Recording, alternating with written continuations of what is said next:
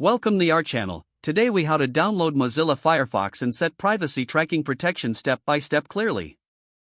To download Mozilla Firefox, start by opening your web browser. In the address bar, type www.mozilla.org and press enter.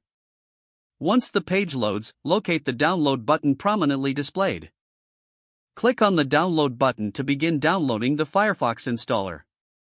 After the download completes, navigate to your download folder. Locate the Firefox setup file and double-click it to start the installation.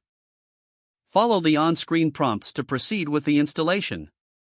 Select the options you prefer, then click Install. Wait for the installation process to finish. Once installed, launch Firefox by clicking on its icon. Now, to set up privacy tracking protection, click on the menu button in the upper right corner. From the drop-down, select Settings.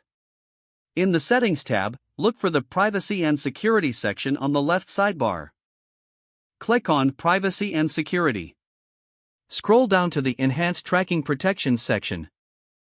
You will see three options for tracking protection. Select Strict for maximum protection against trackers. You may also explore the standard option for a balanced experience. Close the Settings tab to save your changes. Now, you're ready to browse with enhanced privacy.